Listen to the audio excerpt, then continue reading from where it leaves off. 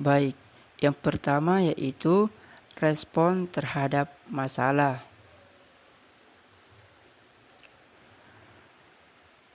Setiap keputusan yang dilakukan oleh konsumen adalah respon terhadap suatu masalah.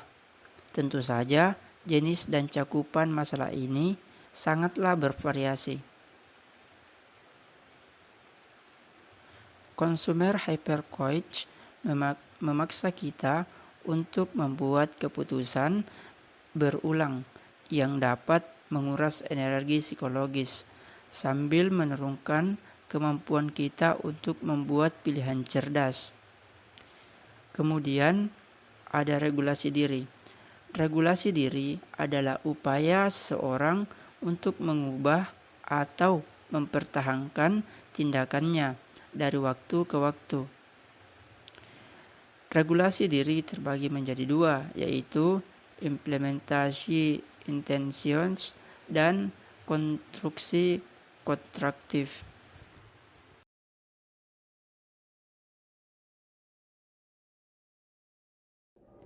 Secara tradisional, peneliti konsumen mendekati pengambilan keputusan dari perspektif rasional.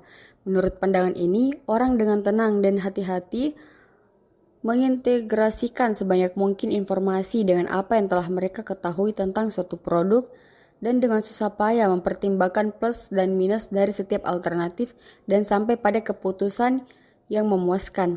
Nah, jenis pemikiran yang hati-hati dan disengaja ini sangat relevan dengan kegiatan seperti perencanaan keuangan yang meminta banyak perhatian terhadap detail dan banyak pilihan yang memengaruhi kualitas hidup konsumen.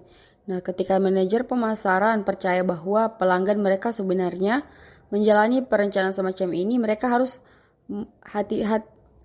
mempelajari langkah-langkah dalam pengambilan keputusan dengan hati-hati untuk memahami bagaimana konsumen menimbang informasi, membentuk keyakinan tentang opsi dan memilih kriteria yang mereka gunakan untuk memilih satu opsi di atas yang lain.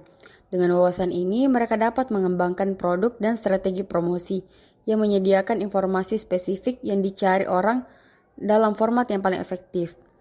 Berikut langkah-langkah dalam proses pengambilan keputusan yang kognitif. Yang pertama itu pengenalan masalah. Pengenalan masalah terjadi ketika kita mengalami perbedaan yang signifikan antara keadaan kita saat ini dan beberapa keadaan yang kita inginkan. Contohnya itu Richard menyadari bahwa dia muak dengan hitam putih TV-nya yang buruk reproduksi suaranya. Lalu langkah yang kedua itu pencarian informasi. Pencarian informasi adalah proses di mana kita mensurvei lingkungan untuk data yang sesuai guna membuat keputusan yang masuk akal. Nah, kita mungkin mengenali kebutuhan dan kemudian mencari informasi spesifik di pasar. Proses tersebut disebut sebagai pencarian pra-pembelian. Nah, contohnya itu Richard, dia menelusuri web untuk mempelajari tentang TV. Lalu langkah yang ketiga itu evaluasi alternatif. Konsumen seringkali mempertimbangkan sejumlah kecil alternatif yang mengejutkan, terutama dengan semua pilihan yang tersedia bagi kita. Nah, contohnya dari evaluasi alternatif ini, Richard membandingkan beberapa model TV di toko dalam hal reputasi dan fitur yang tersedia. Lalu langkah yang keempat yaitu pilihan produk.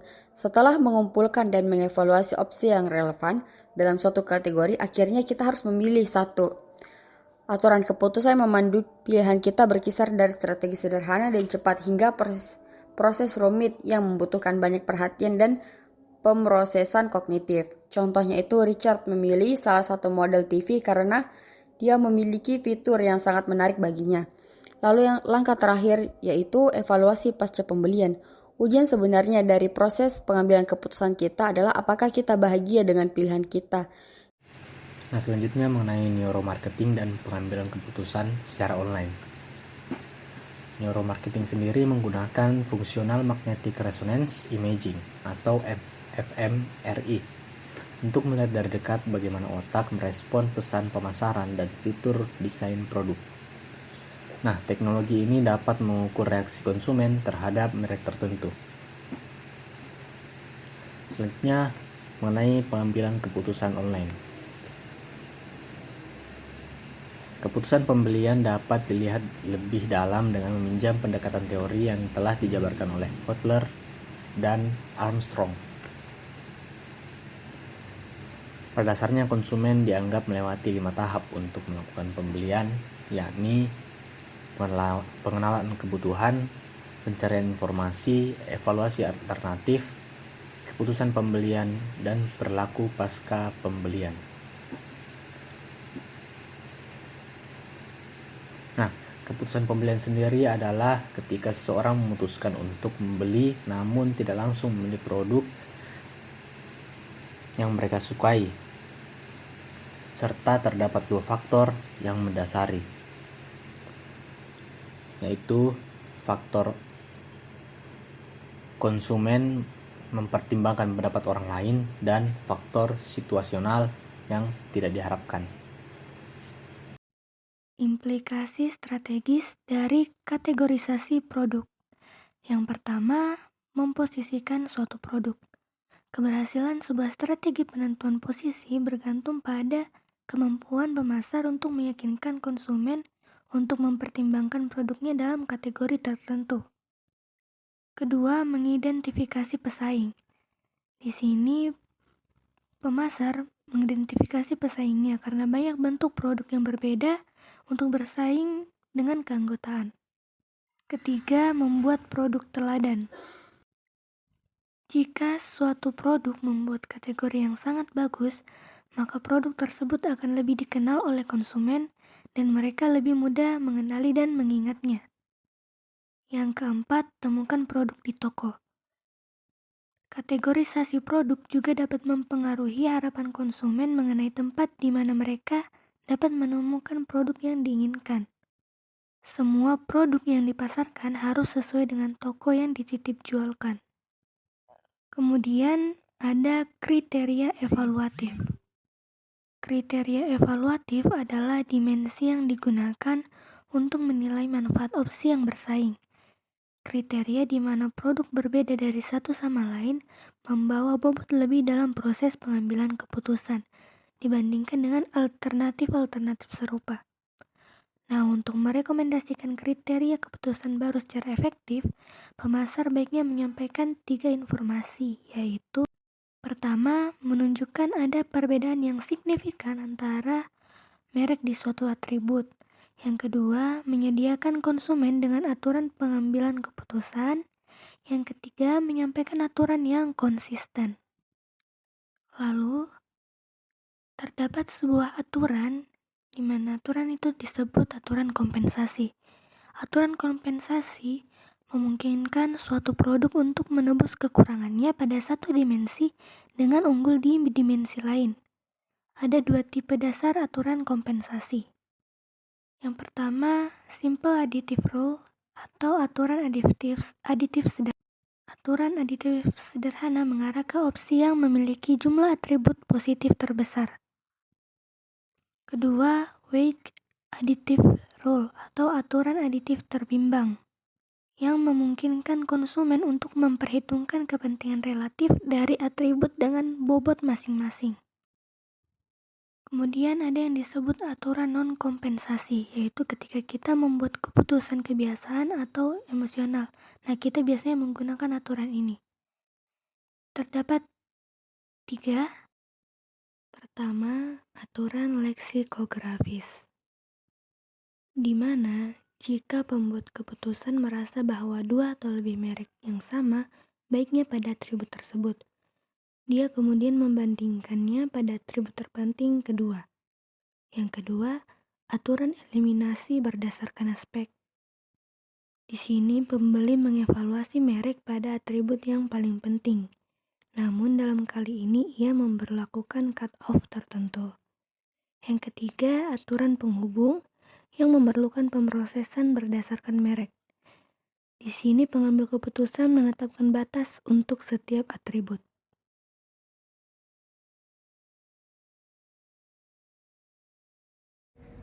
Baik, Yang selanjutnya adalah habitual decision making atau pengambilan keputusan berdasarkan kebiasaan. Pengambilan keputusan berdasarkan kebiasaan tentunya menggambarkan pilihan yang kita buat dengan sedikit atau tanpa usaha sadar. Ada juga seseorang yang membeli produk dengan merek yang sama berulang-ulang kali tergantung pada inersia dan loyalitas merek. Yang selanjutnya ada priming and nudging, di mana priming sendiri adalah isyarat di lingkungan yang membuat kita lebih mungkin untuk bereaksi dengan cara tertentu meskipun kita tidak menyadari adanya pengaruh ini. Dan nudge adalah perubahan yang disengaja oleh organisasi yang bermaksud untuk mengubah perilaku. Ada pula heuristik atau jalan pintas jiwa, di mana heuristik sendiri memiliki beberapa komponen. Yang pertama ada kovariasi, yang kedua ada negara asal, yang ketiga ada nama merek yang familiar, dan yang terakhir harga yang lebih tinggi.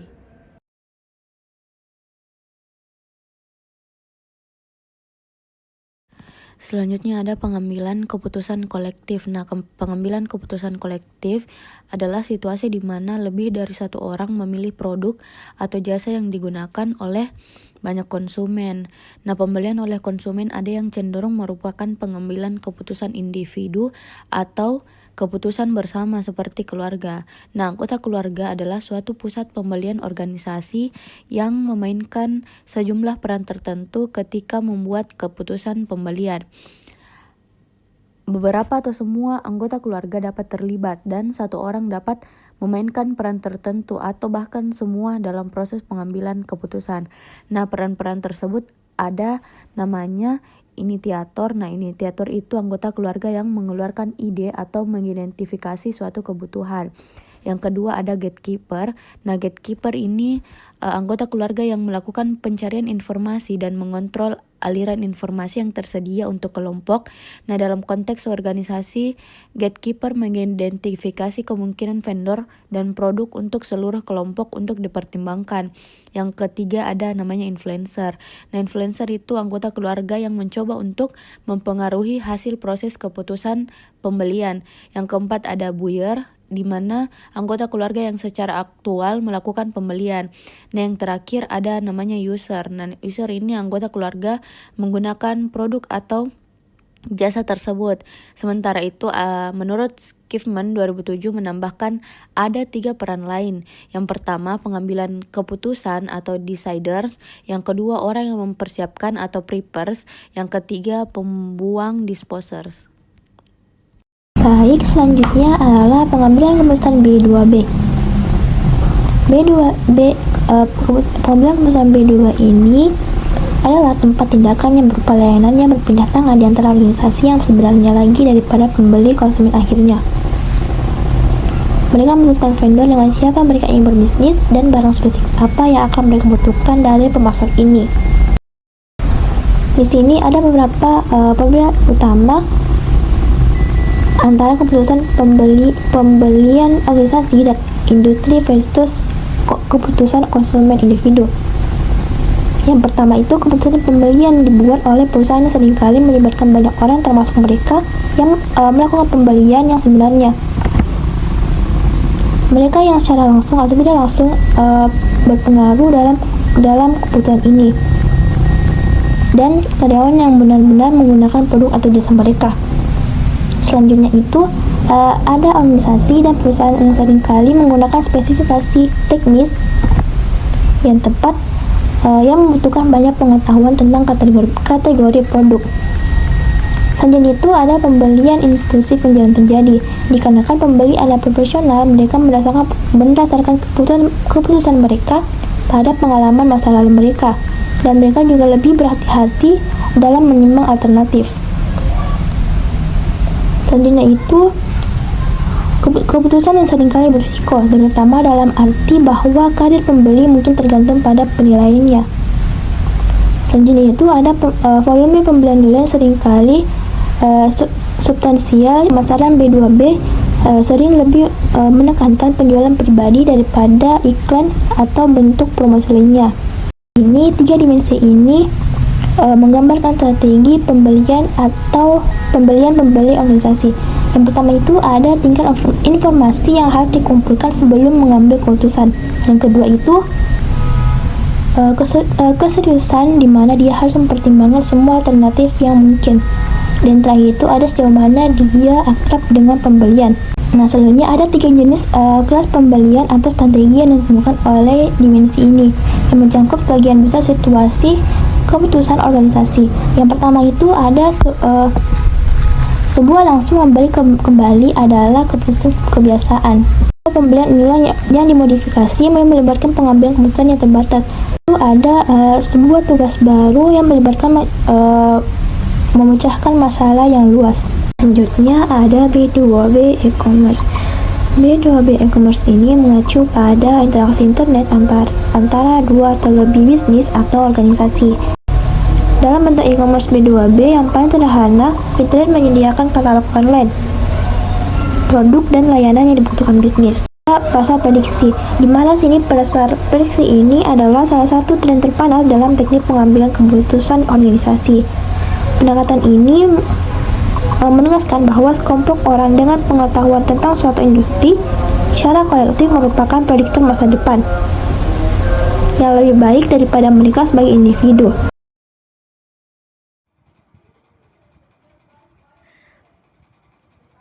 Ada 2 tipe dasar cara keluarga memutuskan untuk melakukan pembelian.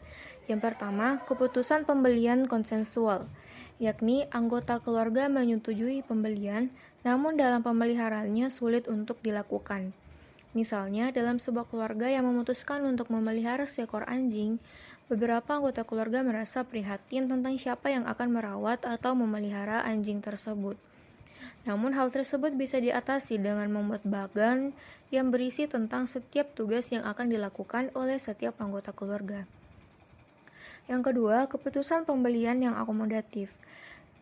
Dalam keputusan pembelian yang akomodatif, setiap anggota memiliki preferensi atau prioritas yang berbeda, sehingga mereka tidak dapat menemukan pembelian yang dapat memenuhi kebutuhan semua orang.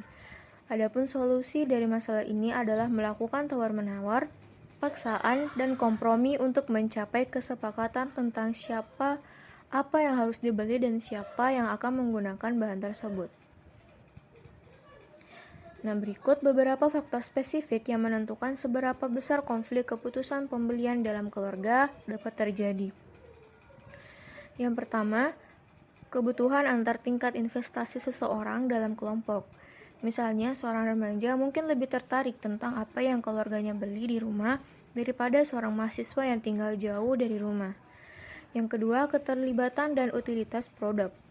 Sejauh mana seseorang akan menggunakan produk untuk memenuhi kebutuhan. Yang ketiga, tanggung jawab untuk pengadaan pemeliharaan, pembayaran, dan sebagainya. Orang-orang cenderung tidak setuju tentang suatu keputusan jika keputusan itu mengandung konsekuensi dan komitmen jangka panjang. Misalnya, keputusan keluarga tentang memelihara anjing mungkin akan melibatkan konflik tentang siapa yang akan bertanggung jawab untuk merawat anjing tersebut. Dan yang terakhir, kekuasaan atau sejauh mana dalam satu anggota keluarga memberikan pengaruh atas yang lain. Dalam sebuah keluarga tradisional, suami biasanya memiliki kekuasaan lebih dari istri, yang pada gilirannya memiliki lebih dari anak tertua, dan seterusnya. Konflik dapat muncul ketika satu orang terus-menerus menggunakan kekuasaan yang dimilikinya dalam kelompok untuk memenuhi prioritasnya sendiri. Nah, ada 2 jenis keputusan. Yang pertama, keputusan otonom. Ketika salah satu anggota keluarga yang memilih suatu produk, maka ini disebut sebagai keputusan otonom. Jika dalam rumah tangga tradisional, misalnya laki-laki seringkali memiliki tanggung jawab tunggal untuk memilih mobil, sedangkan pilihan dekorasi jatuh ke tangan perempuan. Yang kedua itu keputusan sinkretis, yaitu seperti tujuan liburan melibatkan kedua pasangan. Biasanya keputusan sinkretis digunakan untuk memutuskan destinasi liburan, membeli rumah peralatan, furniture elektronik rumah, dan layanan telepon. Ketika tingkat pendidikan pasangan lebih tinggi, maka mereka cenderung menggunakan keputusan bersama jenis sinkretis.